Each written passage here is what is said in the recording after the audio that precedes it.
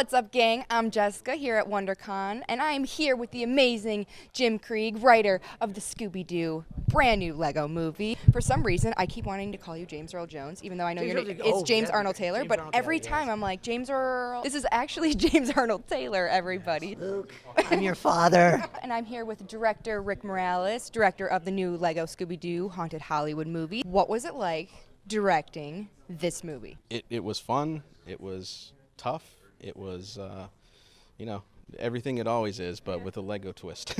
Are the Legos divas on set? Yeah, they are.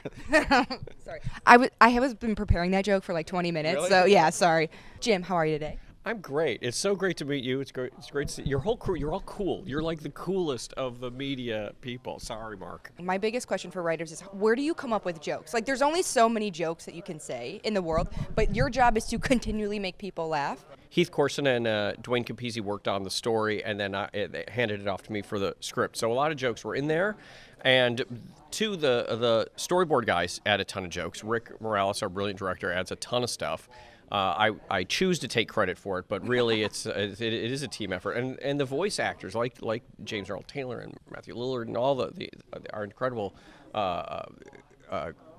Greg Griffin and Frank Welker, of course, they're all great, and they all bring stuff when you at the record, and so stuff shows up. But also, I think the fact that they're Lego and that they're actually little plastic. There's something, it's like all these gags that we've seen of Shaggy making giant sandwiches and eating them, they're just stickers on the front of and a little piece of plastic. So you can't put the sandwich in the mouth. So you have to find ways where they like turn away and then eat the sandwich, or they block their face. Just see if you can see all the different ways we show them eating without showing them. Well, I was going to ask, do they get the click, like when it's like two Legos smashing together? Like, were you always good at voices? Was this something that you kind of fell into? What's the story behind your voice acting career? I'm so glad you asked. No, when I was 4 years old, I knew I wanted to do this. And I realized I could do voices. And so I've just been, from day one, doing as many as I could. Some of the first stuff I did was Michael J. Fox. Well, wait a second, Doc. You mean to tell me you built a time machine out of a DeLorean? And then, of course, I got to play Dr. Emmett Brown in the video game Back to the Future, where I got to play him young. Great Scott, Marty. So I had to make Emmett Brown sound like he was 17. So I made him somewhere in there, and I put a little Michael J. Fox in just for the joke of it. And then I got to do Christopher Walken's voice for a video game where they wrote a review, and they said Chris was great in the game. So I thought, I guess I did okay. And then if you watch like Fox, And there's The Simpsons coming up next on Fox. that's little guy, that's me. Hey. So tell me, what was the trickiest part about directing this film? I think, the trickiest part with all these Lego films, the Lego DC stuff that I've done, and this is incorporating the Lego stuff into it. The things that help that are the limitations that you actually have working with Lego characters. Minifigs, they're stiff. There's certain things you can't do with them.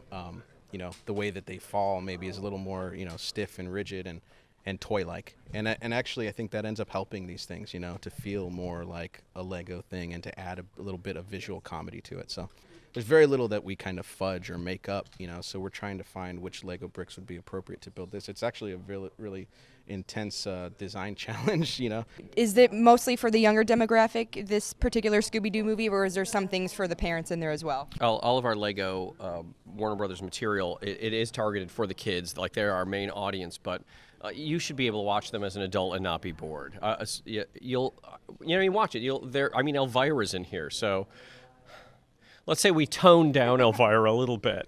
I was wondering where she was going to come in there. I saw that on the script. I was like, Cassandra Peterson, interesting. So I didn't know, can you give us a hint of where she pops in or no?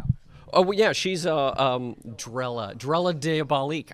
I just pulled that out of the air. She's a horror fan and a late night movie host, just like Elvira, and doesn't want Brickton Studios, the home of the classic monsters, to go out of business. So how fun was it working on this project with everybody? Always great. We record these together as a cast, and so it's, you've got the brilliant Frank Welker, who's Scooby-Doo, and Freddie, and Gray Delisle, and Matthew Lillard, who does a wonderful job as Shaggy. Zoinks, like, hey, Scoob. We all want to do our Shaggy for him, but just a lot of fun. We actually really do have fun in the studio. That is, so I was wondering if you all go together, or is it like individually people do ADR separate? Like, I just didn't know how that worked. For the most part, with anything like this, they like to have us there because it's a good energy. You know, especially with comedy, you want to have that.